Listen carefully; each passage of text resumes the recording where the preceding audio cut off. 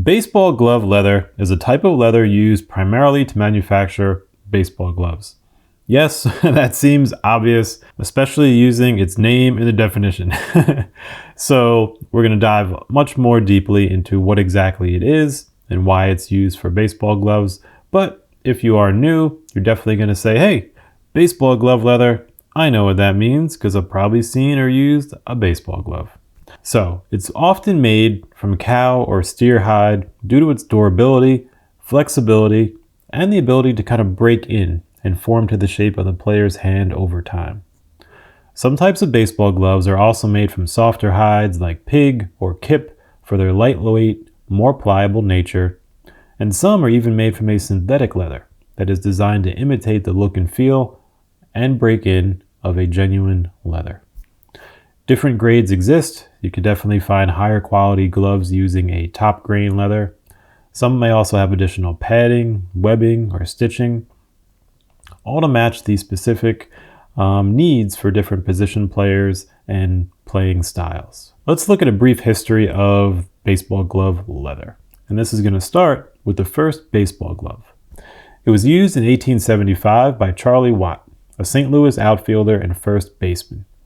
He wore a pair of flesh-colored gloves, which slowly caught on as more and more players began using different forms of gloves. Early leather baseball gloves were simple leather gloves without fingertips. This allowed for extra padding while still allowing for control. American pitcher Albert Spalding, the founder of the sporting goods company Spalding, influenced the use of leather baseball gloves, and by the mid-1890s, it was really common to see leather gloves all over the baseball field. At this point, glove manufacturers started experimenting with leather baseball gloves in the early 1900s. In 1920, St. Louis Cardinals pitcher Bill Doak patented the standard baseball leather glove where a web between the first finger and the thumb created a pocket. Doak patented his design and sold it to Rawlings, which is now a hugely popular glove manufacturer for professional players. So, now that we have a little bit of a history, let's dive right into seeing this material close up and why it makes it so suitable for this purpose. So here we have a really zoomed in view of the top layer of baseball glove leather. And you can see it retains a lot of that original grain pattern, and that's essentially to give it the most durability as possible. The uppermost layer is usually made of dense, tight fibers, and that gives the most strength and durability of any layer in the hide. Looking at the bottom, we see a much more wide open grain pattern. The fibers are larger, and if you ran your finger over it, it would almost be a little bit fuzzy to the touch. And this is usually okay because again, this is the bottom side and not often exposed to the working or playing surface. And here's the section view. So now we have our inside look at baseball glove leather. You could really see the layer structure that is happening in there. On the top, we have that really, durable layer. Even though it's thin, it's very, very tight fibers, and that makes it strong. As we go down, we see that fiber pattern opening up all the way through into the bottom where it gets really big and there's a lot of space in between them.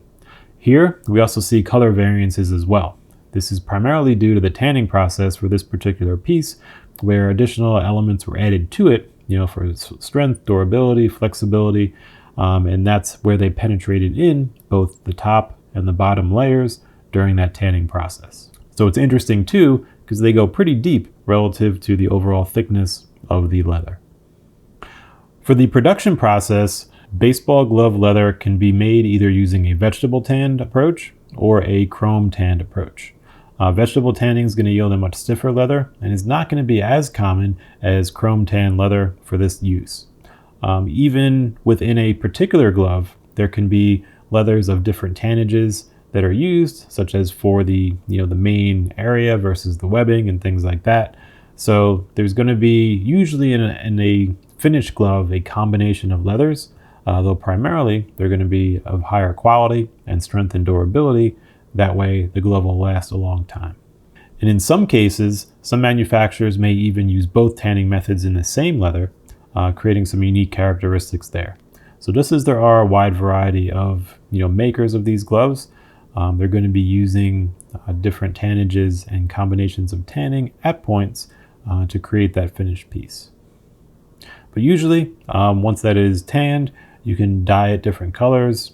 You can apply any kind of different surface finishes to it, even in some cases textures as well, depending on where it's going to be used on the glove. When looking at cost, baseball glove leather is going to be around $15 to $20 per square foot. There's only a few manufacturers that really make this, and so you're going to want to look for the quality of that manufacturer and any kind of variances that they may offer in terms of color or things like that. Most often, the color is going to be a light tan, and you'll find it around that range, the $15 to $20 per square foot.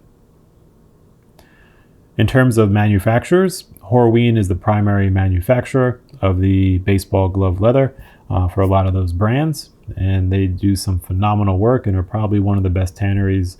They're definitely one of the best tanneries in the United States, and very likely among the best tanneries in the world. Now that said, you can make baseball gloves from pretty much any durable leather, which can include cowhide. And that alone, when it's not specifically made for baseball gloves, can be had relatively inexpensively, anywhere from $1 to $6 a square foot. So keep that in mind as well. If you're not looking to use like the official baseball glove leather and you're looking to make one out of cowhide, that is absolutely possible as well, and often less expensive. Looking at the pros, it's really a durable leather material. Obviously, its main function is to catch a very fast moving dense object, the leather baseball. So it's got to have a protective capability to it. So with that, it's very durable. It's also flexible, especially when it's been chrome tanned. That's going to allow for movement of the glove, which is also essential to its function. So it's a great asset as well. And over time, it will become form-fitting. This is especially important for a baseball glove, the player will want it to fit their hand over time. So after a break-in period, this leather has a pretty good nature to it that it'll kind of form around the hand that it is being used on. Some cons are that it is often susceptible to water damage and staining and things like that. It's usually a relatively open grain leather, and you may or may not want to add a protectant, but if you don't, it's going to be something to keep in mind that staining and water damage is definitely possible. Another con is that it is usually very stiff at first and takes some time to kind of break it in, essentially by using it, and the repeated use and the bending weakens those leather fibers. And by weakening them, guess what? They become more pliable, soft, and is what often is referred to as broken in. Let's look at a few good uses. So beyond the obvious of baseball gloves, this leather is going to be great for small accessories as well. Things like wallets, footwear, any kind of belts. You can even use it for upholstery. It's essentially a very high quality cowhide leather, and that can be used for most any leather goods. So thinking beyond baseball gloves, you could even get creative in terms of using its same aesthetic and look and feel with a lot of other things as well. A few tips for working with baseball glove leather. One is going to be just be very careful of staining. Because this leather is very susceptible to that. If you have it in your workshop, if you're laying it down somewhere, or if you're turning it over to cut it, just make sure that your surface is very clean, and that way nothing gets kind of into this leather material that will then require cleaning itself or potentially staining it permanently. So that's a big one. And then two, use really sharp tools. This is really helpful because this is generally a thicker, heavier leather, and so those sharp tools will allow you to navigate that and make cuts more smoothly and more cleanly, which is of course going to translate into a finished good that looks better, more professional, and has a really tight fit and finish in its construction.